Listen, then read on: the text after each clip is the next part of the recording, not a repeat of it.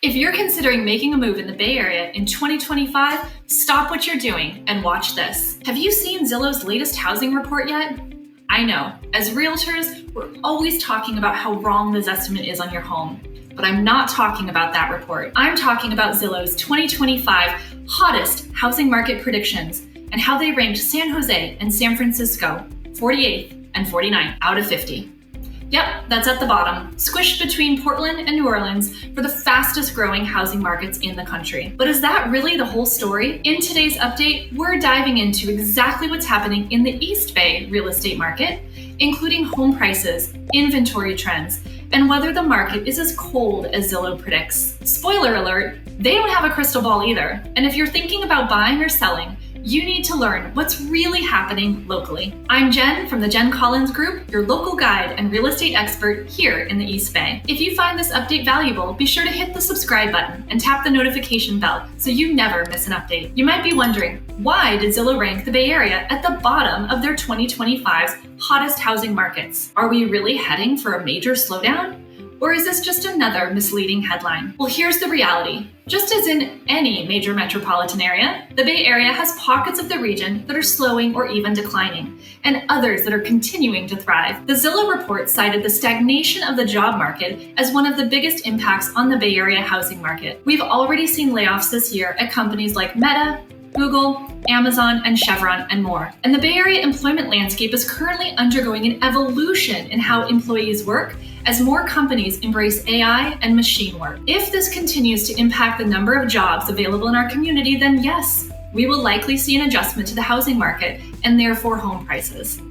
On the other hand, if workers and companies are able to quickly adapt and create new job opportunities, the real estate market may not see much of an impact. So, does the East Bay belong at the bottom of Zillow's report like San Francisco and San Jose? Stick around because I'm breaking down everything you need to know, plus our top tips for buyers and sellers navigating this market right now. First, let's define where the East Bay is. The East Bay is made up of Contra Costa and Alameda counties.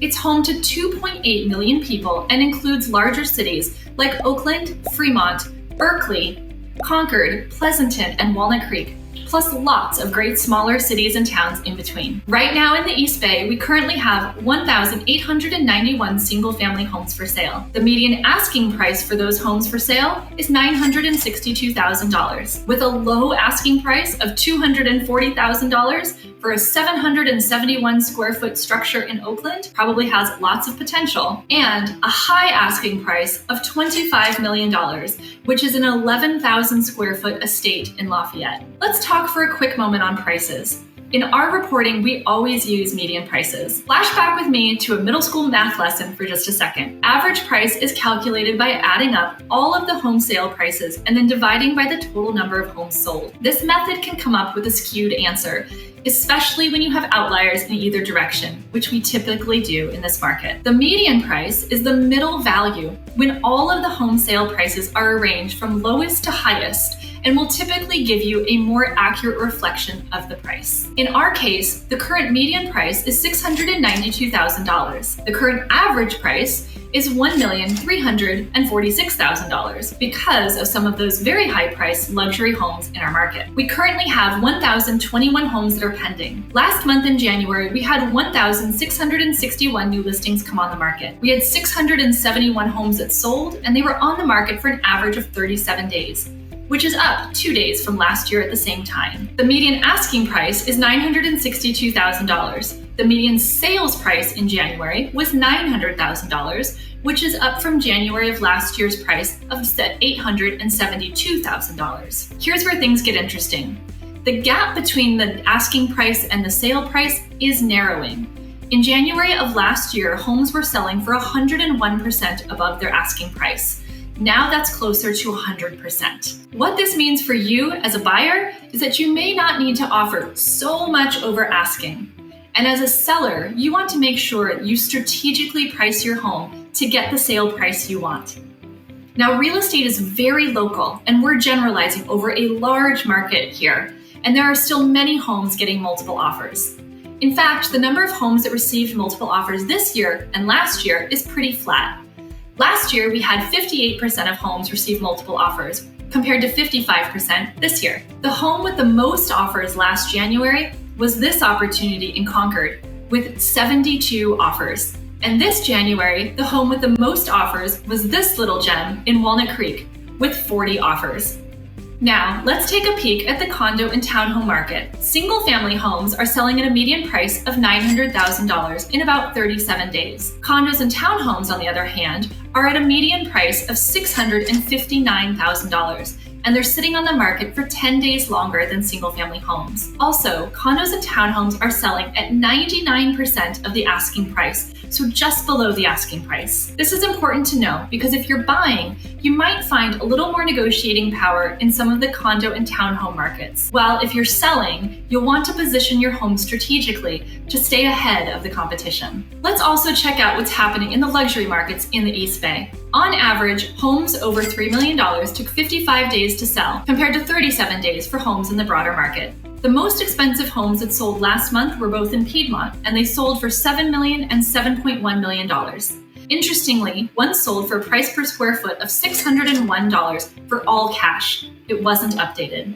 The other sold for $1,100 per square foot, and it was completely updated. This really shows the difference that buyers are willing to pay for updated versus not updated homes. On the other side of the spectrum, there were 55 single-family homes that sold throughout the East Bay for under $500,000. For first-time homebuyers and investors, there remain scattered opportunities in secondary markets, but you may want to consider expanding your search criteria. I promised you my top tips for buyers and sellers navigating this market, and you've stuck around long enough to find out what they are. For buyers, with inventory slowly beginning to creep higher, you may have a little more negotiating power in select markets. Higher interest rates remain a factor for buyers, so if you can increase your down payment or negotiate a rate buy down from the seller, you may be able to reduce your monthly mortgage expense. Focus on homes that have been sitting on the market for a little longer than average. Sellers may be considering a price adjustment around this time, and you might be able to snap up a home before they lower the price and before you need to compete with other buyers.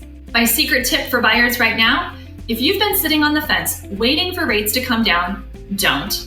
Consider the reasons that you thought about buying a home in the first place. If they're still valid, and if you can afford a home at today's rates, get off the fence and buy one. When rates eventually come down, you will likely be able to refinance at the lower rate. You won't be competing with all the other buyers who stayed on the fence and are bidding prices up, and you'll have enjoyed the time getting settled into your new home. My guess is if you've been waiting for a few years to buy a home, you probably wish that you bought back then, and you don't want to find yourself in the same position a few years in the future wishing you bought today. Now my tips for sellers. Pricing correctly is everything right now. Homes priced right are still selling quickly with multiple offers and sometimes even over the asking price. You may want to consider making some small improvements. From fresh paint, staging, and curb appeal, they all matter more now than ever. Be realistic. Buyers are starting to have more choices, and overpriced homes are frankly getting ignored. My secret tip: the hardest homes to sell right now are those in the middle. They aren't opportunities for investors to fix and flip because there's not enough ROI for them, but they need more substantial work, like a new kitchen or bathrooms, and that can be off-putting to some buyers. If that's your home, you'll need to come up with a clear plan for improvements that will give you the most bang for your buck, as well as a comprehensive marketing strategy to get your home in front of the most possible buyers to give you the greatest chance at a successful sale. Have questions about how to do all of this? Reach out to us. So, does the East Bay belong on the bottom of Zillow's 2025 housing market predictions with San Jose and San Francisco? Not yet. The overall East Bay continues to experience moderate price appreciation, relatively low days on the market, and strong buyer demand for updated and well-priced homes. If the Fed reduces interest rates, we could see buyer demand strengthen further, pushing prices even higher. That said, we're going to keep a close eye on the labor market and its impact on overall consumer and homebuyer confidence. I hope this episode has helped you understand what's really happening in the East Bay real estate market. If you're thinking of buying or selling anywhere in the East Bay in 2025, now more than ever, your strategy matters. I'd love to hear what you think. Do you think the market is headed for a crash, or will prices and demand remain steady? And if you're thinking of making a move in the East Bay and want to talk about how the market could affect your plans, please reach out. I'm always here to help.